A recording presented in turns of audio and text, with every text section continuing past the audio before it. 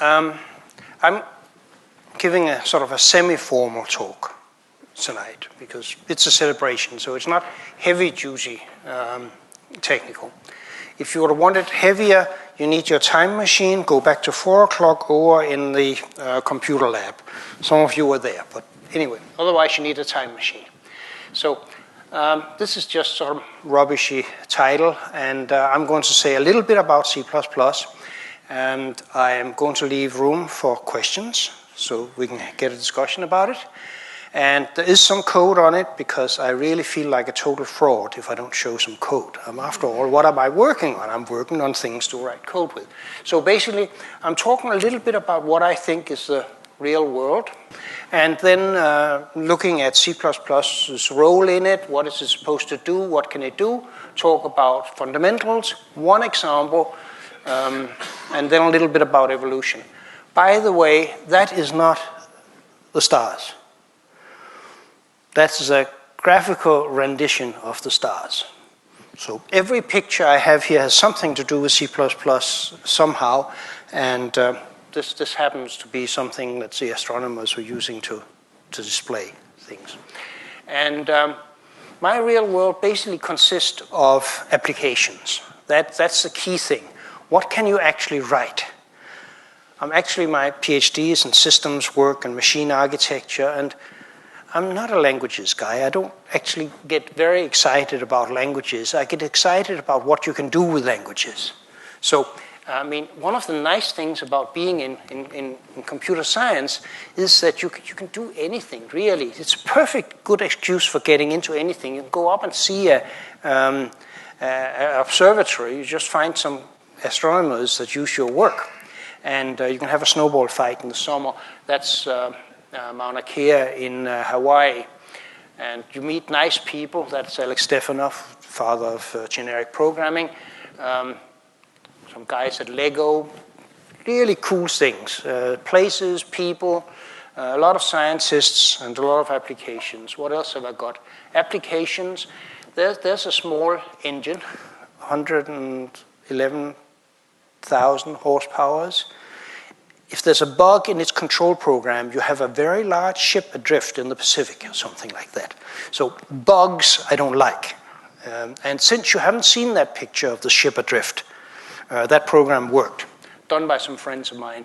That one there is in CERN, the experiments that gave us the, what's that last quote? Anyway, and other applications there. And if you want to engage me in a language war, I won't do it because I don't say anything rude about C++ applications.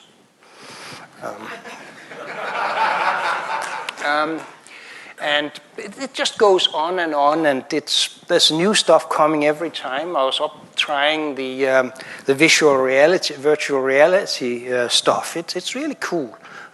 You sit there and Smaug, the dragon, comes sneaking up behind you. Anyway, it lasted a while, and then he incinerated everything, of course. That's what dragons do. But the virtual reality can get really good. Biomedical stuff, if you are into that, that's good. There's a lot of financial stuff. It doesn't look like that anymore. Browsers, you name it. Anyway, that's what keeps me going. There's a distributed computer on wheels. So, C++'s role. First of all, I like C++, but anybody who thinks there is a single language that's best for everybody and everything, well, they're just wrong. It could be a salesman, it could be a fool, something like that. I'm not saying that. I'm talking about some good things you can get out of one language, and not everything. And it's a language for writing elegant and efficient programs. If you don't need to maintain your stuff, if you don't need performance, there are better languages for it. And the key thing here is to define lightweight abstractions. Anybody can define a printer spooler. It takes forever to get those pages over to get printed, right? And the interface is simple, and all the hard stuff is in the control of the device and in the networking.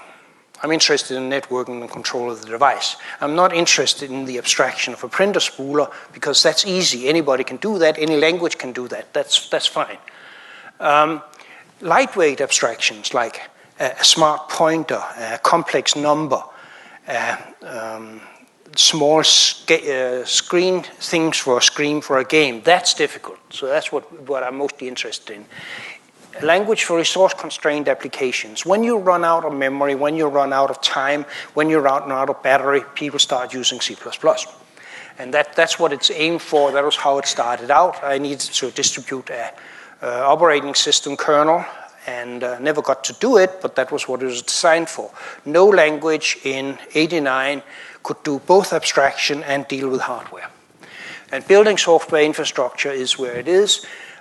As a rough approximation, the C++ is the bottom of everything. Direct map to hardware, zero overhead abstraction. That's the key. And remember, sometimes the dragon wins. That's just a fact. And it comes from a couple of honorable traditions.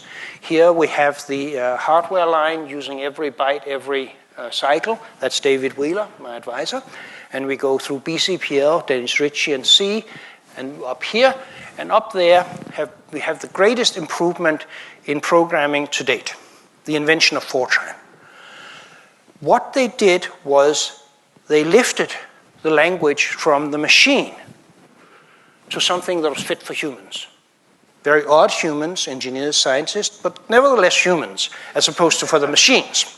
And you wrote in something that described the application domain using a syntax meant for humans. Great improvement. And once the scientists and engineers had something, everybody wanted one too. So you got one for business people called COBOL. And if you look at the history, there was about 200 of them very soon. Because once the idea was loose, it was good. Secondly, what you got out of that was portability. This stuff works for one single machine. When you get a new machine, you rewrite all your code. That was obvious. What else would you do? After Fortran, it was no longer obvious. They didn't mean to do it. They were trying to sell more IBM machines. But their stuff were easily ported to a Honeywell. You can't win them all. And that was good for the rest of us. And this guy, Christian Nygaard, got the idea of making abstractions general. Instead of building matrices into Fortran and payroll records of sorts into COBOL, you provided the class that you defined your own types. And I needed the abstraction mechanism, so I borrowed from Simula. I needed the close to machine. C is actually the model that's closest to be a portable way of touching the hardware. I combined them, and the rest is history. I was in a bit of a hurry. I served my first user after 6 months. It was not a long project. By the way, that was a long time ago. This was the computer we were using at the time. It's big. It was shared by 40 researchers, and it has maybe hundreds of the power of my telephone. But anyway, they had just proven that semi-portable systems programming could be done without assembler. This is really good stuff. And C didn't have function prototypes, and Lint was a program, static analysis. This is a long time ago. So I worked from that, and it was just difficult at the time. Anyway, I came up with this. This is 2 versions of me. That's that one there is in mid-80s. But basically, there was a direct map to the hardware borrowed from C, zero overhead abstraction. What you don't use, you don't pay for, and you can't write it faster yourself compared to if there's a built-in facility for it. It was borrowed from Simula, where it was nowhere near zero overhead. I mean, it was 50 times off. And that actually is a machine I did the initial work for here in Cambridge. It wasn't work for C++, but it taught me a lot. This was the CAP machine, which you can find over in the computer lab. Really cool machine with hardware protection and all kinds of stuff. One thing it taught me was not to build special purpose machines, because if you worked with a compiler, your stuff could work. Next time, Intel spent $500 million on getting better machines for Fortran. So that worked. That's the basic idea. So there's my favorite feature of C++. It was suggested by Roger Orr in a competition of what's the favorite feature. Basically, everything that matters in C++ is scoped. You have classes with member functions and such, And when you get into a scope, when you create your objects, when you go out, the objects clean themselves up, and that's the end of it. That's why the curly, that's where all the magic happens. And it was in the first month, and I still can't spell, of C++, so that's where it all started. And the key to the standard library stuff, to error handling, good stuff here. So design principle. I mean, you can't do anything major without some principles. And when people stop believing in the principles, you start getting everything in the kitchen sink. So it worked. First of all, the purpose of a programming language is to write applications. It is not the ultimate purpose of a programming language to get publications in Pobble or some other thing like that. I've done one of those by mistake. But the purpose is the applications I showed you. Feedback is really important. You have to talk and listen to the users. Otherwise, you just design the perfect solution to the wrong problem. Zero overhead principle, I just mentioned that. I really want to work close to the hardware. I don't want to leave room for another language under C++ at the hardware level. People keep suggesting that you could do things so much better if you just give up on the hardware. Yeah, that's what all the other languages have done. Why would I want to be a better JavaScript? We have JavaScript. And actually, one of my students found the new generation of JavaScript virtual machines. It's, of course, a C++ program. And now you can write JavaScript that's fast enough. And you get strange things like a compiler from C++ to JavaScript, which is then interpreted by C++ to run fast. And the optimization strategy of the JavaScript engine is very simple. Look to see if it looks like C++, and if it is, run fast. Otherwise, go into all the slow bits. This was the guy that wrote it, and all the modern ones follow this principle, basically. V8 is an example. Abstraction facilities rather than solutions. I don't want to solve any of your problems directly. There's too many of them, and I don't know them. I want to give you some tools so that you can write your solutions. Fast, precise, error-free, hopefully. And static type checking. We can do this with no leaks and no memory violations now. No leaks. We don't need a garbage collector. No corruption. We don't need some of those checkers anymore. That's new over the last year. This is why you need your time machine and go back and listen at the computer's lab 2 hours ago. If you can't do that, go into my home pages. Go to the publication thing, look at the first one. It's called something like C++ Model of Type Safety and Resource Safety. That's the paper about this, about how to eliminate all leaks and all memory corruption. That's what I've been doing lately. Anyway, let's talk about resources. It's the only sort of really technical bit I'm going to do. I'm going to show resource management should not be manual. We are not very good at resource management.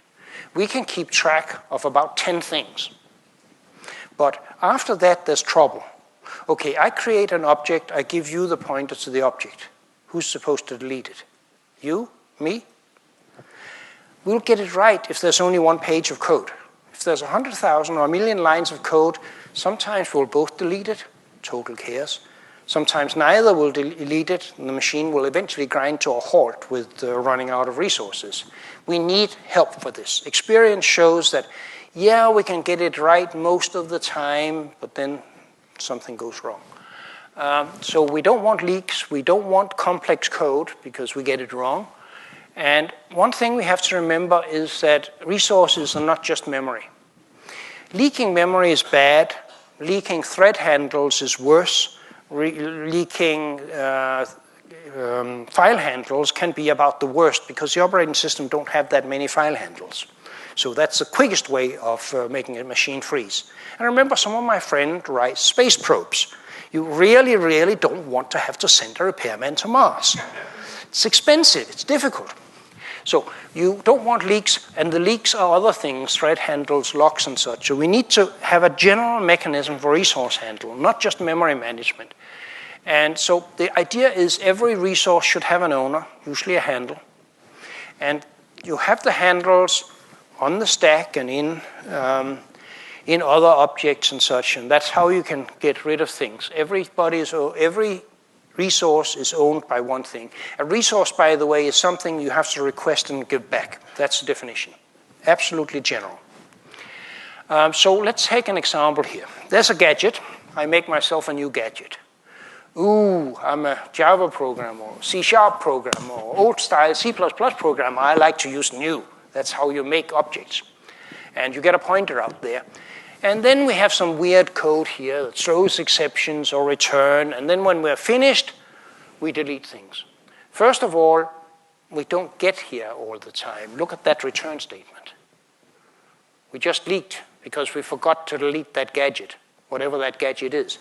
So here, if x is less than 200, we leaked the gadget. And everything the gadget was responsible for. It could be files, threads, locks, memory. We just lost it all. So here, and also we have to write that this is the pane. So you want a garbage collector. The problem is that if the gadget holds something like a log or a file handle, the garbage collector cannot free it for you. So you need something more. Okay, so let's not do that. We can do a shared gadget. Make shared gadget. It returns a shared pointer. It's a counted pointer. It keeps track of how many users there are. And when the last user is gone, it deletes its objects. Good. So here, if we throw, we delete. If we return, we delete. If we fall off the bottom, we delete. This is a kind of solution I sort of like because it is more correct code and it's shorter. I don't have to remember that delete anymore. It has been automated. Great. However, shared pointers have a nasty habit. Their count goes up from 0 to 1, 1 to 0. Or if I pass it to you, 0 to 1 to 2 to 2 to 1. And those are expensive counts, and they're bigger than ordinary pointers and such. At least it works, but it's ugly. Why am I using a shared pointer? Why am I using a pointer at all? I'm not sharing with anybody. It disappears at the end of this function. Local variables. They are really great. The constructors construct them. The destructors destroy them. However you get out of the scope. And so it's taken care of. And again, it's a much simpler solution than anything looking like that, which is how people wrote code in the 80s, and there's still people who think it's cool, or there's people who think that this is cool, which is the way we're writing it in the 90s. I think this is cool. We only do this when we actually have to because we are sharing and we don't know who's responsible for deleting it. Okay, fine. This is the way it's done in the standard library. Vectors, lists, singly linked list, maps, the works. They are done this way. They acquire their resources when they're constructed. They play around with it as they should, and when they're finished, they clean up the mess. Okay, done. And a lot of these things are not just memory. These are the things that hold onto the file handles. These are the shared pointers. They're actually like that too. Constructor, destructor stuff, lock guards and such. Good stuff. And non-memory resources. And so here is one of the holy grails of computing. No leaks, no memory corruption, no garbage collector. I mean, why litter in the first place? Just don't litter. No limitation of expressibility. There's sort of the bondage languages that stops you from doing anything interesting, like in systems programming. That's not a good idea. So we have to maintain the expressingness power of C and C++. No performance degradation, or people will write bad code just to run it fast. And this is going to be ISO C++, and we have tools that are being built to enforce this. They are under development, so it's not guaranteed for all things. I have not tried it for really big programs. We expect to get to 1 million lines within the next year. It's part of a very large project called the C++ Core Guidelines. You can download the guidelines. You can have a support library for it, download that, and there's an analysis tool that you can get with Microsoft just now, because it's a joint project between Morgan Stanley, Microsoft, and CERN. Basically, I started trying to answer the question, what does good C++ look like? What would I like my code to look like in 5 years? And Then I found other people had the same question, and they wanted tool support for the principles I've outlined, and we're getting it. It's coming. There's work starting on Clang Tilly. I wish there was more in GCC. It should come, but they don't have as many resources, so that's not happening. So this is happening now, meaning that I can show you some of it happening. So we're getting around here, and we're finding. Right? I'm so close that I can't see it. But basically, what we are having is an owned thing that's being put into something, and something that is not owned being put in there. We don't know the lifetime. We don't know who's going to delete it. The static analyzer will find it and will give you a reference to where you made the problem, what the problem was, reference over to the guidelines. The guidelines is a set of rules which have a name, a rationale, examples of what to do instead if you violated it. So it's a very practical problem. We want to attack these kind of problems at scale being hundreds of millions of lines of code. There's a couple of billion lines of code I would like to improve. This is not going to be easy. This is not an unambitious project. We have done the academic bit, the first part of the engineering, but it's coming. And so let me show you what I think nice code looks like. There's some Python over on the left, and there's some C++ using concepts and generic programming on the right. So to get the mean, we need a sequence. I can define what a sequence means. It's anything that you can traverse. It's not a specific type. It's all the type that you can traverse. It is lists, it is vectors, it's arrays, you name it. And then you do the obvious thing. You start with 0, and you go through all the elements in the sequence, adding them up, and then you return the result minus the sequence size. Notice the similarity. And then people have said, you don't know Python. Nobody would write that. They'll use the standard library function for it. Of course, so they will in C++. This is an example of how you can write modern code and how terse it can be. And by the way, this is statically checked at compile time to make sure that it will run. There's no runtime error that will happen there. So it can be done. Standardization is a real pest and getting more so. C++ is being standardized by a group with about 200 members. 100 of them turn up to the meetings, all wants to say something. It is necessary because you can't have something at this scale just run by one guy. And so that's what's happening. So let's look at it. We are getting new implementations. There was a new standard in 11, new standard in 14. We rely on feedback. So from 11, we learned something we couldn't fix at the 11 time scale, so we changed it and fixed it in 14, mostly compatibly. Lots of new features. There's concurrency support, random numbers, regular expressions, lambdas, generalized constant expressions. Lots of good stuff. And even better, all of the major compilers are shipping with 11 now. All of the major compilers are shipping with 14 now. And they're starting to ship 17 features now. The 17 is a standard that's supposed to come next year. Unfortunately, that's going to be boring. And there's a few things coming in here. And so I'll end with a slightly sad note. This is what I wanted in 17. This was my predictions in early 15. And I'm going to get essentially nothing of this. Concepts is shipping already, but it won't be part of the standard. It's a technical specification, sort of a lower level of standardization. Modules, it's shipping, but it's not approved in the standard yet. Ranges, you can download them and use them. Ranges, it's just infinite ranges, finite ranges, a much more flexible way of dealing with the standard library algorithms and ranges. Uniform syntax, you're not going to get it. Coroutines, shipping with Microsoft, but we can't get them into the standard. I'm very frustrated about the standard just now. Networking support based on Azure. It's coming, but it's in a technical specification. Everybody is using it in production already, but It's not the standard. Contracts, I just got an agreement actually with the Bloomberg guys also. There's Bloomberg guys here, so that's relevant. I have an agreement with John Lakers in New York and such, and everybody is happy. Microsoft, Facebook, things like that. It's a big deal. We want some SIMD vector and parallel algorithms. We got the parallel algorithms, but not the advanced ones. So you can do a find if in parallel. But why would you want to do a find if in parallel? That sort of finds the first thing that meets a predicate. I want to find all. Everything that meets a predicate, you spawn it all in parallel and you get everything back again.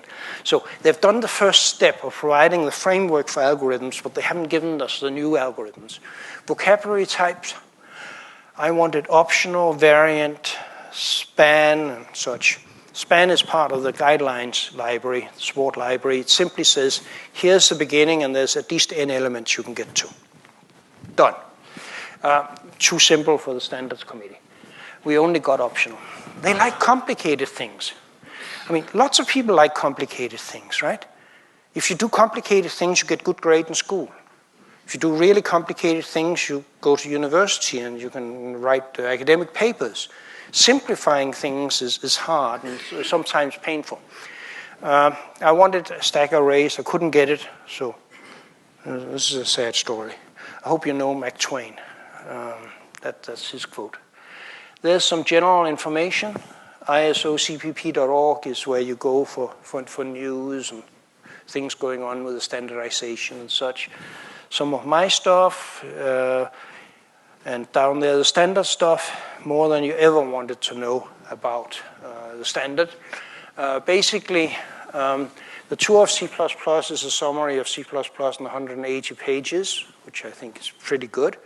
After all of these years, this is all the stuff, but there's 1,300 pages. And this is the textbook that's being used in quite a few universities now to teach programming in using C++. And I reached the end here. I don't know if we have time for questions, but I was trying to get to this point, so it wasn't just me talking. Questions? Do you see C++ having an end to its life, or do you think you'll continue to adapt the standard pretty much indefinitely? That's a good and a very hard question. Nothing, of course, lives forever. It might mutate into something different in an incompatible way. It has been very compatibly done. I think we are getting closer and closer to my ideal of how I can write code and what guarantees I can make about the code. And that will carry on for a while. Furthermore, there's these billions of lines of code that are not going to go away, so a fossilized language would still last for decades. But I hope it hasn't fossilized yet. I want those things. I mean, these are important things. Concepts gives you basically interface checking for generic code and better optimized generic code. Modules gives you sanity and protection against macros. It gives you faster compilation. Ranges just make it easier to write algorithms. Uniform function call would make it redundant for you to have to remember whether to say x dot f of something or just f of x comma something, which makes better generic code. Coroutines does some very important things for fast sequences and fast, especially in networking, it's very important. It's limited use, but boy, is it good when it works. Contracts, better reliability, better specification, earlier errors. That uses hardware better. It's always been one of C++'s strengths. We have a lot of SIMD hardware. We have to figure out how to do it. We have a lot of cores. We have to figure out how to use them. This just means, for instance, variant means that you don't have to write unconstrained unions anymore. These are important things, and we know how to do it. So we're not finished yet. This is not the finished list, but I would like to see that one at least before I think. I hope it doesn't fossilize before this happens. And between 2014 and 2015, the user population grew by 200,000 people. So it's growing. There's about 4.5 million programmers now using C++ on a weekly basis. These are large numbers. So if I want to make a change like this, where was the Holy Grail? There. It's a big problem, and it's a big gain if it works. So I'm sure you've heard of Mozilla's Rust project, which tries to achieve very similar goals, zero overhead and safety. What do you think of the project, and do you think it will influence C++ in the future? No, it has not influenced C++ so far, partly because a lot of their ownership notions were borrowed from C++. RAII is so very close to it, and then you have to extend it for concurrency and such. It's pretty... if you keep it simple, it's pretty straightforward. If you start complicating it, I think you risk failure. And the real problem here is to build up a user population. It is far easier to design a language, a pretty language, than to gain a large user base that will sustain it. And so, yes, it's a nice model they're doing. It's good work they're doing. Good luck to them. But if they think they're a C++ killer, there has been a lot of wannabe C++ killers there. I remember when Java was going to absolutely kill C++ in 2 years. That was an exact quote from one of them. That was in '96, when there was just under 1 million C++ programmers. So there's room for lots of languages, and I like Rust for having a model that's much closer to my model of what's right than, say, Java.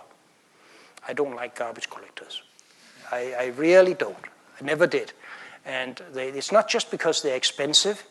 They don't solve the problem correctly, and it does force you to have twice as much hardware. And so I want something else, and that's good that Rust is also doing it.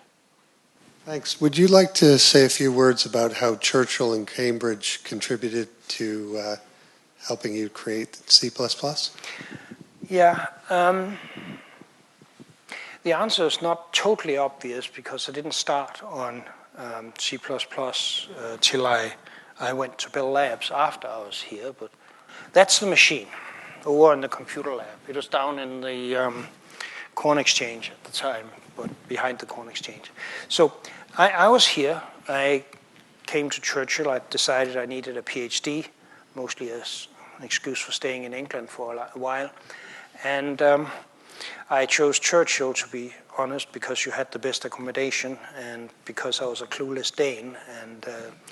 But I enjoyed it.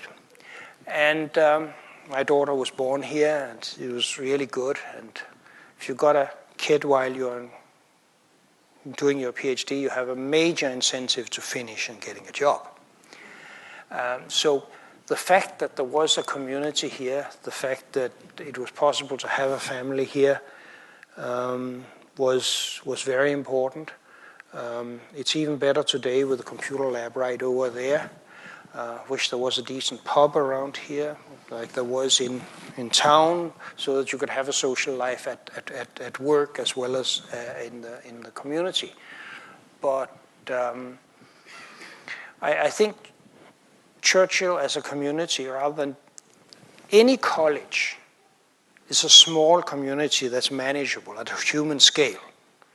If you go into most universities, you're dumped into a crowd of 10,000 or something, and you're lost. Very bad. So the college model is really great. The fact that this is an open space and it has room for families and it's reasonably modern, coming from Denmark, I'm a little bit shocked sometimes to see the standard of some of the infrastructure in England. But this is a modern thing that was important. But the fact that I could have a family here was really, really important. I think that's the key. It provided a home base from which I could work.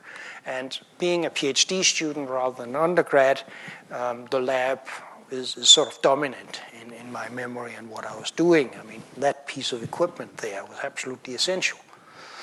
I was trying to do my work on the main university computer, and I brought it to its knees. So how I learned that you shouldn't use too many resources, because grad students do not eat up the university mainframe, at least not more than once. So this one had the interesting property of being so badly supported that the astrophysicists and the chemists couldn't use it. So I was the main user of that forever, because I could live with bad support. Well, I think that's a brilliant note on which to wrap up. Churchill, we pride ourselves on being a science and engineering college. Bjarne in his talk has taken us from computer science right through the details of engineering to the messy reality of how people behave in standards committees.